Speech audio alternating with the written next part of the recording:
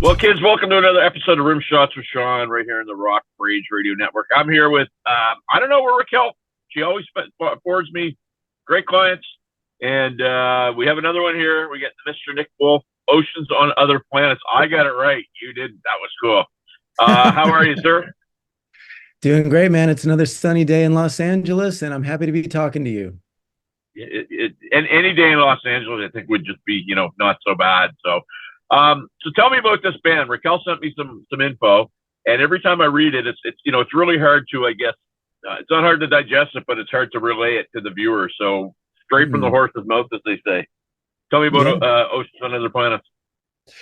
cool. Yeah, well, started this new group about 6, 8 months ago, so it's a fresh, brand new project. It's trying to make a very modern, fresh take on indie and alt rock. We've got a little bit of everything in there. There's some Linkin Park influence, Smashing Pumpkins influence. I used to play in a lot of metal bands, so there's some really heavy moments here and there. But it's really for fans of, like basically any of the good stuff from the 90s, early 2000s, and then also bringing it forward. Like think about bands like Muse, 21 Pilots, the better parts of Imagine Dragons, if you will. And it's catchy, it's punchy, it's hooky, it's great live music, and I think it's also great to party to. And for those of you who might be inclined, great to make love to, if I can say that. There you go. To do your part. Do your part to keep making sure that the population is where it should be. So that's I love that. I love that. I'm going to put you on the spot here, Nick, just quickly because earlier today, Ultimate Guitar had a piece. I don't know if you saw it, but essentially what it was the piece was saying that um, you know rock revival, say music from every 25 years is a hard time. They may be able to come back for a short period of time, and then it kind of fizzles out. And I'd be interested to get your take on that because what you're talking about is you're talking about the 90s and 2000s, which obviously was your influences. Some of those bands try to make comebacks and do great. Some of those bands try and they just fizzle out or you never hear from them again. I'd be interested to get your thoughts on that.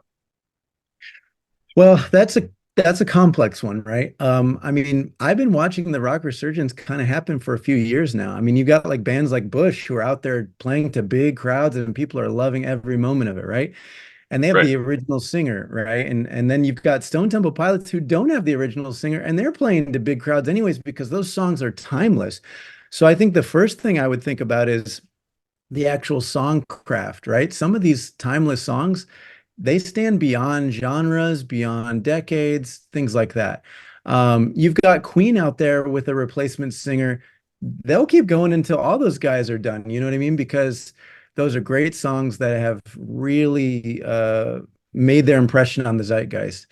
I think if you're going to resurrect a trend, then trends can die out. But great songs don't really ever die. That's kind of a politically correct answer. You know what? It was actually a wonderful answer because it was very well thought out for something that was thrown at you unscripted and unpracticed. So great answer. So back to you guys now. 6, 8 months you've been together. What's the history of the band? What have you done in terms of live performance, in terms of writing, in terms of anything? Because 6, 8 months is really not that long, but I mean bands get together and break up in 6 to 8 months, right? So I mean, obviously there's something on the go. Yeah, so written a ton of material. Actually wrote a lot of this music during the pandemic when we had downtime and stuff. I built the recording studio and just spent like my nights and days in there writing new music. And out of that was born this new project. And then I went and worked with a producer named Sahaj Ticketin, who's done like Nothing More. He did a record with Motley Crue. He's done a ton of great stuff. And honestly, I've worked with a lot of people over the years, but he brought out what I truly honestly think is the best in me as a writer and as a vocalist. And so we've been releasing new songs every 6 to 8 weeks for a while now. The first one was Other Side, which came out in April. And it's got about 30,000 streams on Spotify with only grassroots organic promotion, which is very cool. And then about a month ago, we released Die Alone, which is the second single. And that just crossed 10,000 streams. Again, kind of all organic word of mouth type stuff. Um, so those two are out there. We actually had a tour planned in the spring with this band called Simon Says, which is a 2000s kind of new metal band. Sadly, days before we were set to jet off on this tour, the singer's brother passed away Uh, unexpectedly. So sadly, this tour that we were so fucking gung ho for got canceled, but we're working on the makeup dates now. We are playing with Taproot in October. We're doing two shows, one in Bakersfield, California on the October the 12th and San Diego October the 13th. So we're opening for them and they, usually draw a couple thousand folks. So that's going to be big for us. And then we're following up with a tour in the spring next year, at the very least. And then lastly, the next single is coming out August 1st. It's called Damaged Goods. And it's sort of like a modern rock version of like a classic R&B song, if you can even imagine that.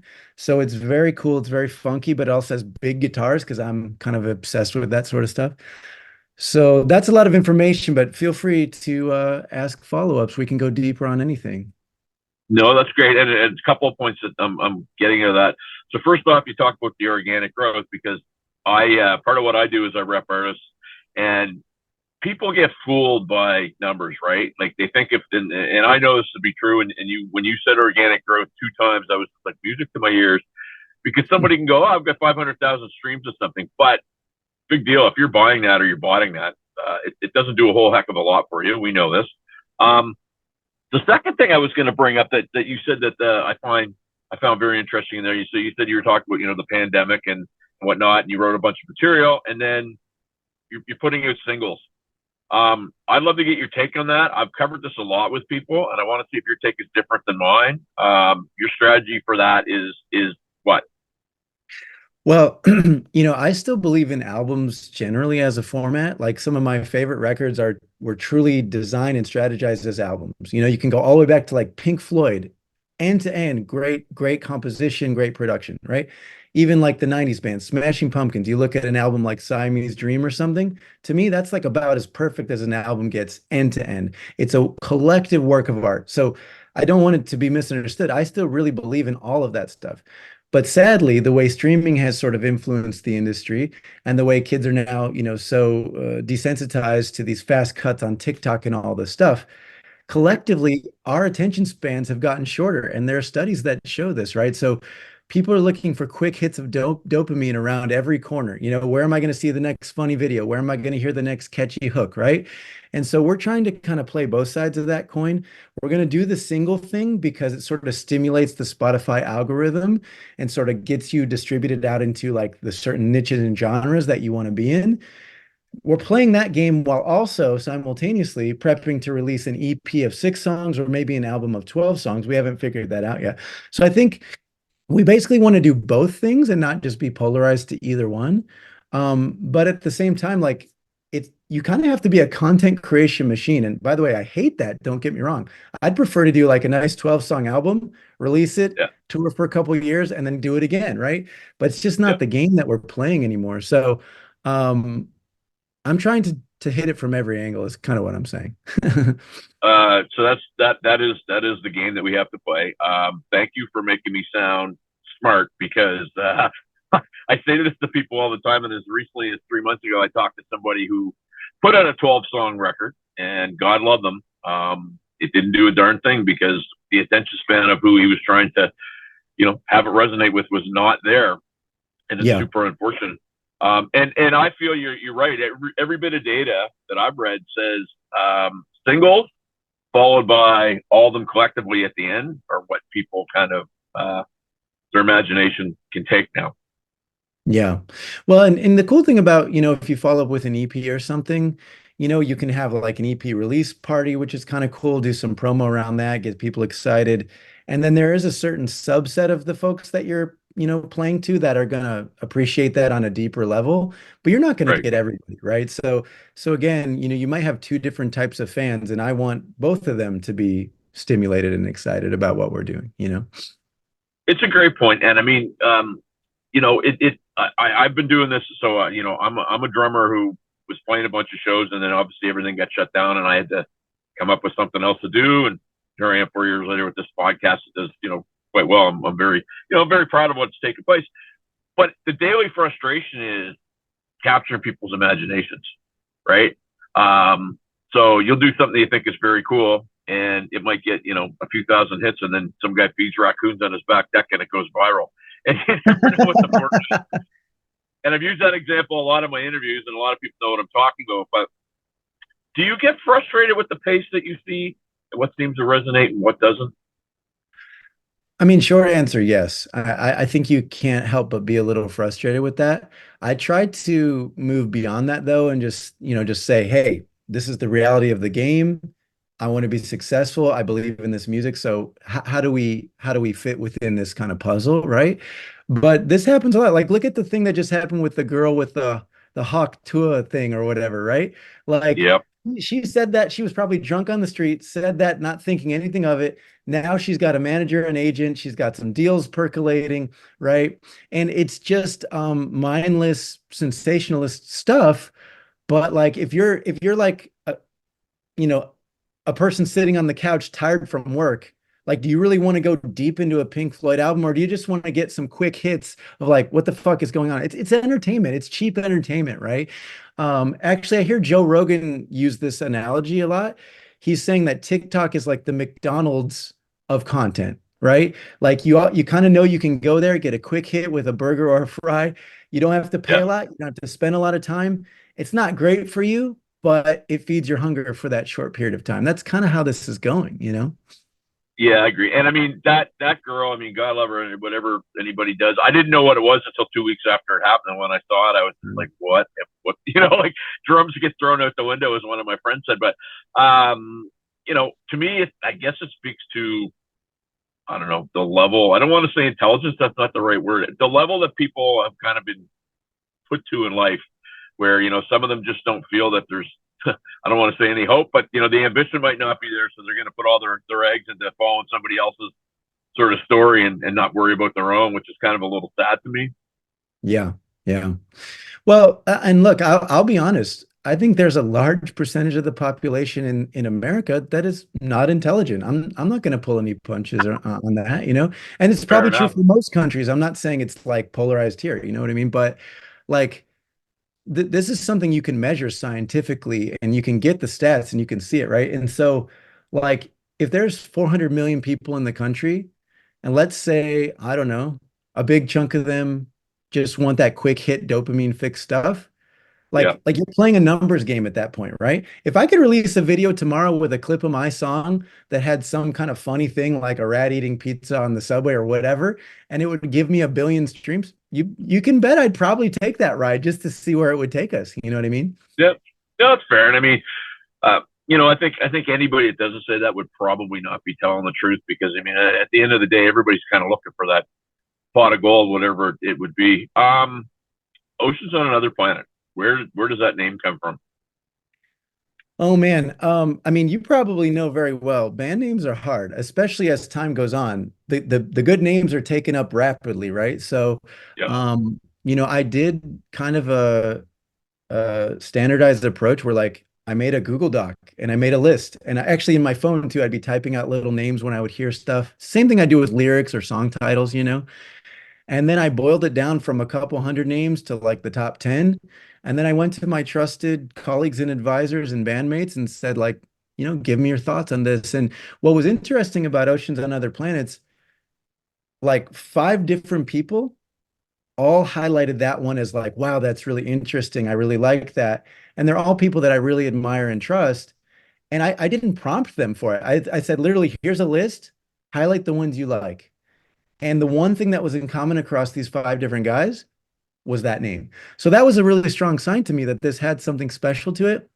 And then, do you happen to know this guy, Tom Hazert, by any chance? He's a music manager, promoter guy. Well, I work closely with him, and I called him, I think it was like New Year's Day, just at the start of this year. And he said, so, what's going on, man? Did you get the band name yet? Right? I said, I think I might have it. And he said, well, lay it on me, right? And I kind of said the name, Oceans on Other Planets. And I got a chill when I said it for some reason.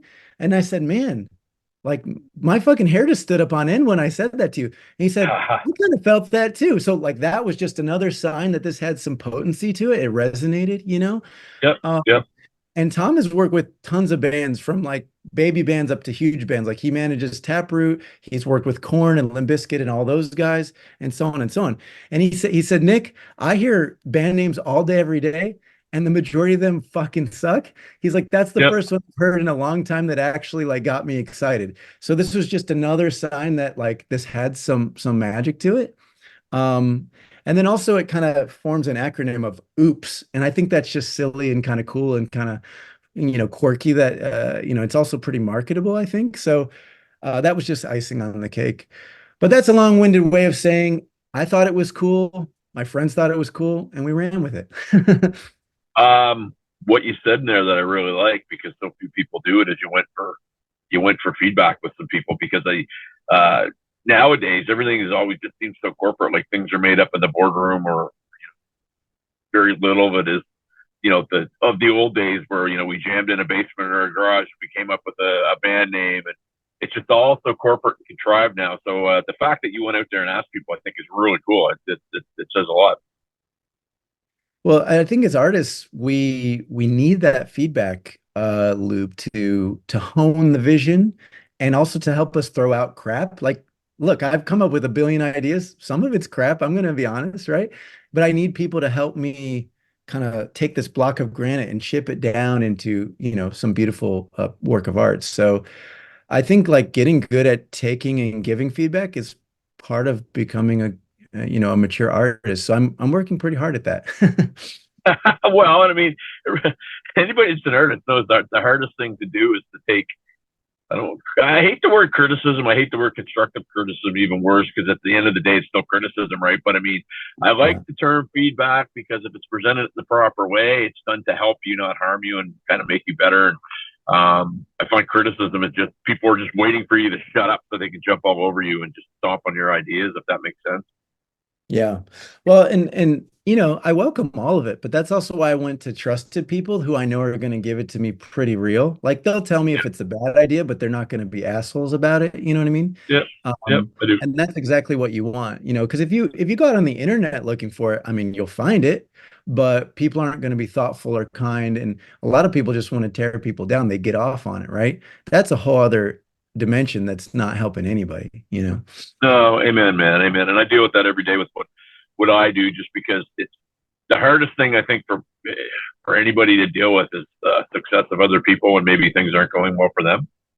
Yeah. It's really hard to be excited for your friend when your car just got bashed up, and and you don't have any money in your bank. So I get it, but that's a good point. So in terms of you got these songs coming out, you're releasing them, you hope to have an EP. You mentioned you're playing some shows. You also talked about having this Google Doc. Are you a guy that's mapping this stuff out in kind of segments, or you just kind of? I don't get the feeling you're flying by the seat of your pants. It seems pretty logistical to me. That's a good observation. And I appreciate that. Yeah. I don't think it's like super methodical, but it's also not fly by the seat of your pants, like although to be fair, when I started writing the last batch of songs, the stuff we're releasing now, like Right. I kind of started from scratch there. It wasn't like I had nuggets of ideas, but once we kind of finished those last handful of songs and they seemed really powerful, then I did start sort of planning some stuff. Like by this date, I want to be, playing with these bands, and this date, I want to try to get on this festival. So I have some roadmap kind of stuff going on. Yep. Yep. But as well as I do, especially in the world of bands, shit happens, right? Like we planned out that tour for a several week tour doing dates across the Midwest, and an act of God happened, someone passed away. So you kind of plan the best you can, but you got to be Yeah. ready for deviations and pivots and fuck ups, you know what I mean? But I would say I'm more methodical than the average, guitar player. I think that's fair to say. Yeah. Yeah. Well, and I mean, I don't think it's the things that go wrong that trip people up. It's not being able to react properly to them that they just get paralyzed and they can't move. So, in the spirit of what we were talking about a couple of minutes ago, people have zero attention spans. They just will not tune in. They like short stuff. So we're coming up on the end here. But my viewers who are gonna see this interview, where do they find out about oceans on other not oceans of other planets, oceans on other planets? I'm never gonna live that down, huh? Um, So yeah, we have all the standard social media, Facebook, Instagram, etc., and it's just Oceans on Other Planets, all one word, all lowercase. We have a YouTube channel. We launched our first video in April as well. It's got about 6,000 streams on there, the other side video. So yeah, would love to hear from anybody on social or on YouTube. Yeah, that's pretty much it. We've been building a pretty good following. And then you can find me, Nick Wolf Music, on Instagram. I'm very active on there as well and love to meet musicians and fans. We will do all that. Sir, it's been a pleasure, Nick Wolf. Great meeting you, sir. Great to meet you, man. Take care of yourself. We're back on the Rock Ridge Radio Network after this.